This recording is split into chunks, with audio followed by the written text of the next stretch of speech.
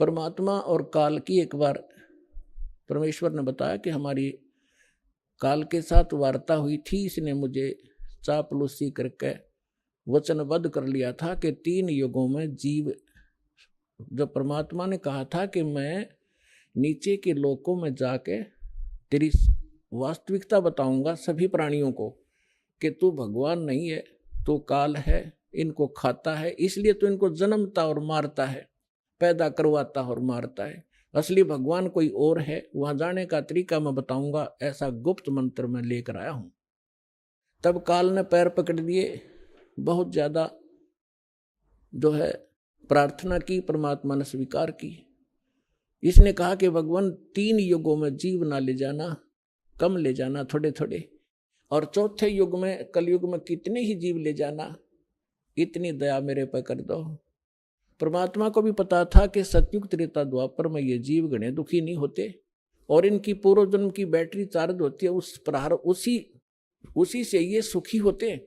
और ये सोच रहे होते हैं हम राम और कृष्ण की भक्ति कर रहे हैं, शायद इसी से सुखी हैं, तो इसलिए ये मेरे ज्ञान को स्वीकार नहीं कर पाएंगे। मालिक को मालूम था, तो इसलिए मालिक ने कहा था परमात्मा ने कि भाई ठीक है, चौथा युग जब कलयुग आई तब हम अपना अंश पठाई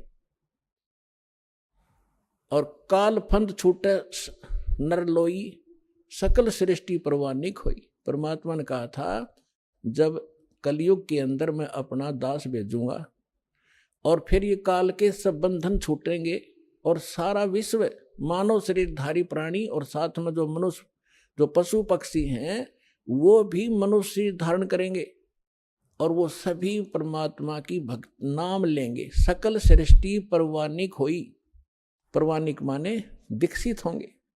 और कहते हैं कलयुग बीते 5500 पाचा, तब ये वचन मेरा होगा सच्चा। और कलयुग बीत जावे जब एता, सकल यानी सभी प्राणी परम पुरुष पद चेता।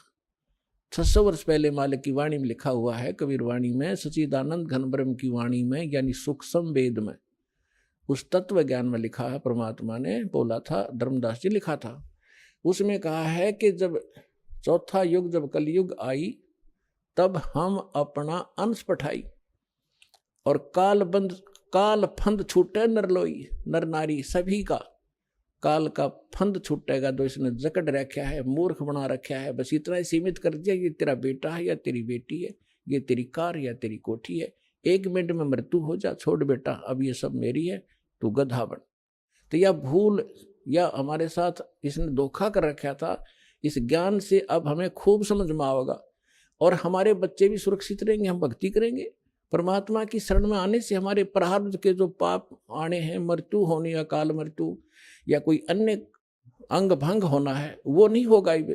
अगर आप नियमित रहोगे, सच्चा विश्वास के साथ ही सद्भक्ति करोगे, तो वो दुख टलेंगे, आपके बच्चे आखिर तक आपके साथ रहेंगे जब तक, और वो भी मुक्त होंगे और आप भी होंगे यदि सारे भक्ति पर लग जाओगे। तो परमात्मा ने कहा था कि सकल सृष्टि परवानिक होई, काल फंद छूटे नरलोई। काल का जो बंधन है, कर्मों से बांध रखा इसने, और ये सब छूटेगा और सारी सृष्टि उपदेशी होगी। कलयुग बीते 5500 पाचा। धर्मदास जी से कहा था कि कलयुग बीते 5500 पाचा, तब ये वचन मेरा होगा सच्चा। आज से 600 वर्ष पहले मालिक ने ये कहा था कि पूरा विश्व मेरी भक्ति करा करेगा कबीर की, और सभी उस सतलोक के परम परमेश्वर के उस परम पद के जानकार होंगे, सबको ज्ञान हो जाएगा उस परम पुरुष के उस पद का, जो गीता अध्याय नंबर 18 के श्लोक नंबर 62 में कहा कि अर्जुन तू सर्वभाव से उस परमेश्वर की शरण में जा, उसकी कृपा से ही तू परम शांति को और सनातन यानी शाश्वत स्थान को प्राप्त होगा। गीता अध्याय नंबर 15 के श्लोक नंबर 4 में कहा कि तत्वदर्शी संत की प्राप्ति के उपरांत यानी तत्व ज्ञान से परिचित होने के उपरांत परमेश्वर के उस परम पद की खोज करनी चाहिए, जहां जाने के बाद साधक फिर लौटकर कभी संसार में नहीं आते। और जिस परमेश्वर ने सब ब्रह्मांडों की रचना की है, अपने विषय में गीता ज्ञानदाता कहता है दूसरे अध्याय के 12वें श्लोक में, चौथे अध्याय के 5 और 9 श्लोक में, 10वें अध्याय के दूसरे श्लोक में कि अर्जुन तेरे और मेरे बहुत जन्म हो चुके हैं, आगे भी होंगे और पहले भी हम जन्मते रहे हैं। इसलिए वो कहता अर्जुन तो सर्वभाव से उस परमेश्वर की शरण में जा जिसकी कृपा से तू परम शांति को, सनातन परम धाम को प्राप्त होगा। तो यहां बता रहे हैं परमेश्वर कि कलयुग बीत जावे जब एता 5500 वर्ष 5 वर्ष, और तब सकल प्राणी उस परम पुरुष के परम पद चेता, उस परमेश्वर के उस परम पद के सभी जानकार हो जाएंगे। कोई सतलोक है, सचखंड है जहां हम रहते थे, वहां जाना है। तो जहां आशा ताबासा हुई, मन कर्म वचन सुमरियो सोई। तो जो प्रसंग चल रहा है हम उसी पर आते हैं।